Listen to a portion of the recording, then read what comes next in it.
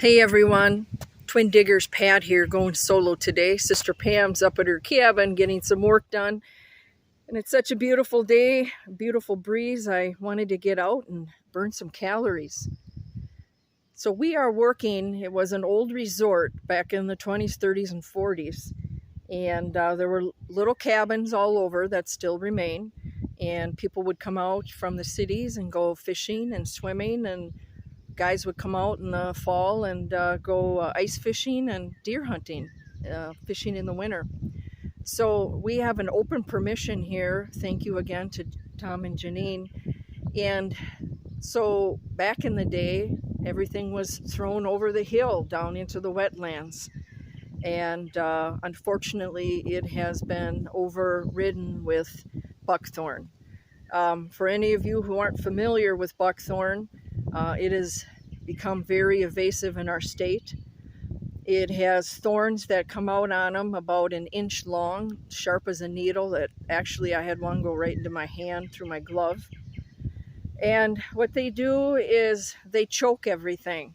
Nothing can get down to the ground, nothing can grow, and they choke the trees out from growing. And the only good thing about them, I guess, is they have berries in the fall, which actually reseed themselves, and the leaves stay on them until December after the first snowfall. So whoever thought that was a great idea to use that, it used to be, I think, originally for ornamental decorating in your yard. So bad idea.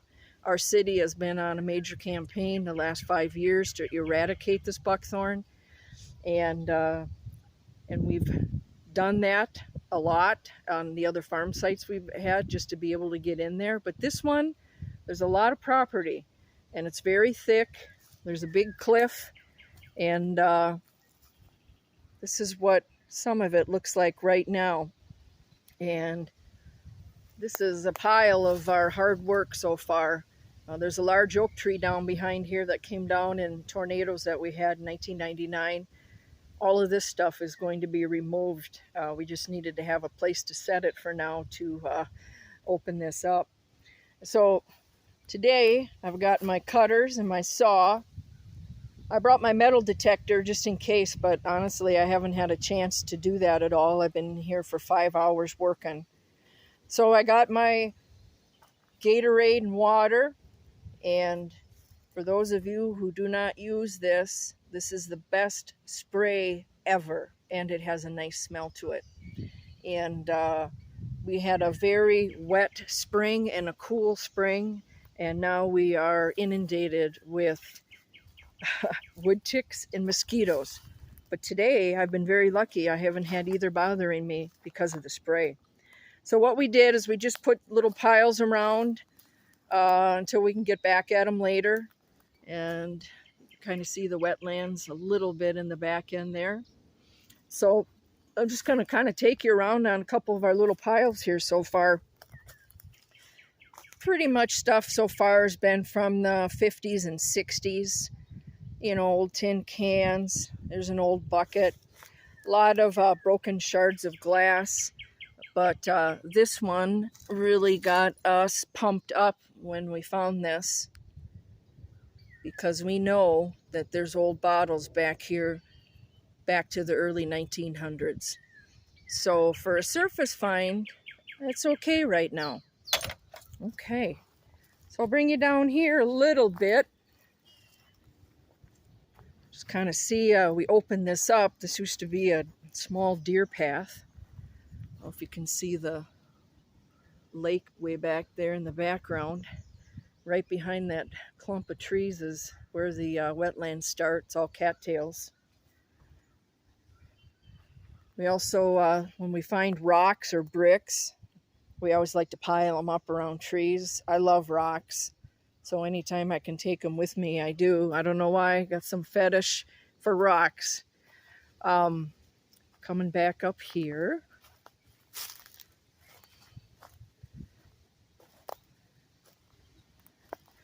So I've got a couple of cool things that I found up here, and someone may know the age of this. This is almost like made out of Bakelite heavy plastic.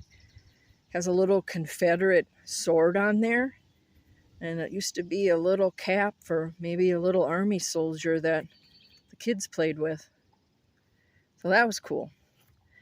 And we love these old shards of dishes.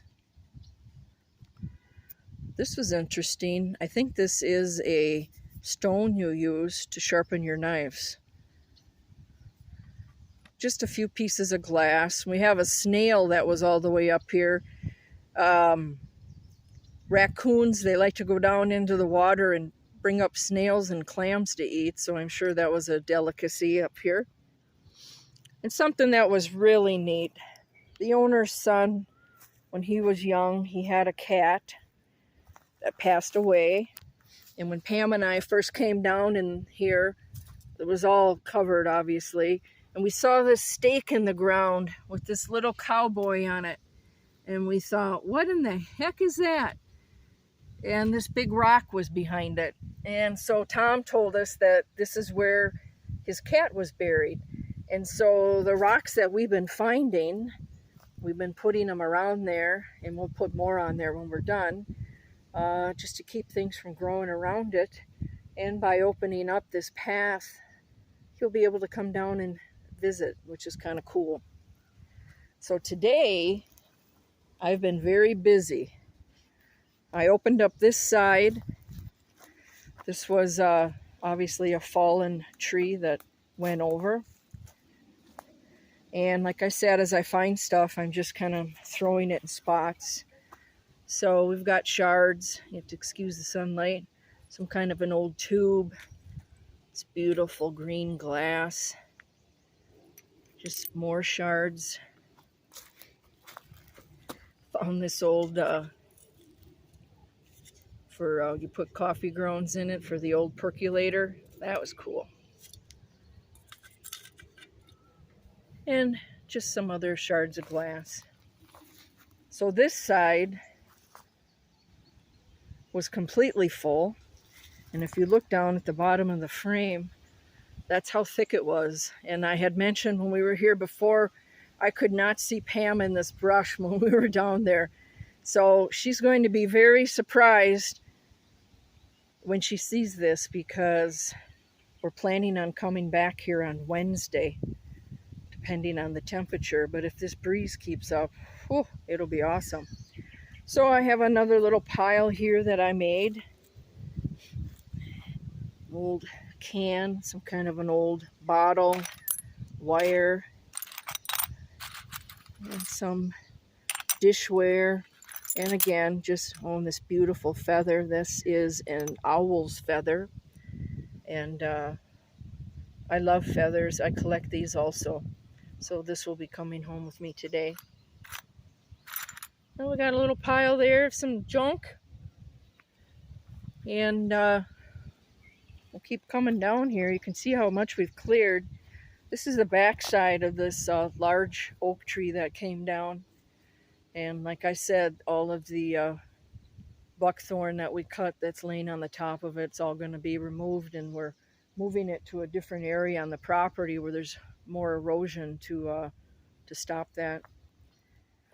And then in finding, getting all this stuff out of here, there's actual beautiful wildflowers that are growing in here.